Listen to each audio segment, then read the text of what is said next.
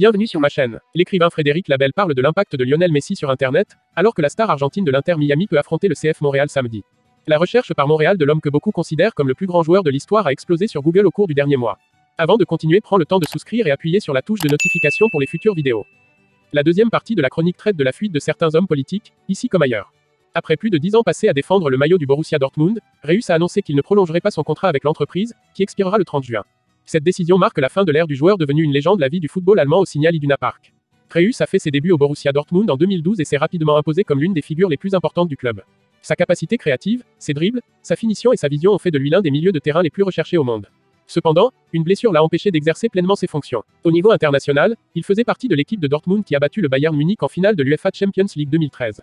Le dernier match de Marco Reus pour le BVB sera la finale de la Ligue des Champions à Wembley. Alors que son contrat est sur le point d'expirer, Reus a reçu de nombreuses offres du monde entier. Or, selon Canal+, l'ancien footballeur français Samir Nasri, le joueur envisagerait sérieusement une offre en MLS. La Ligue américaine est devenue attractive pour de nombreux joueurs européens ces dernières années, offrant des salaires élevés, des modes de vie différents et la possibilité de concourir au plus haut niveau. La décision finale sur l'avenir de Marco Reus n'a pas été prise. Mais force est de constater que le joueur laissera une marque indéniable dans le football allemand. Reus est un exemple de travail acharné, de compétence et de talent, et son nom restera dans l'histoire du Borussia Dortmund et de l'équipe nationale allemande. Il se jouera au stade de Wembley le 1er juin. Ce sera un rêve devenu réalité pour Reus de promouvoir le club de sa vie au Girona avant de commencer un nouveau voyage en MLS. Les supporters du Real Madrid ont insulté leur vieil ennemi Lionel Messi avant le match de Ligue des Champions contre le Bayern Munich. Le dernier entre les deux groupes. Club contre Bayern München, un match inoubliable, la dernière minute des séries éliminatoires après un match génial et dont on parle.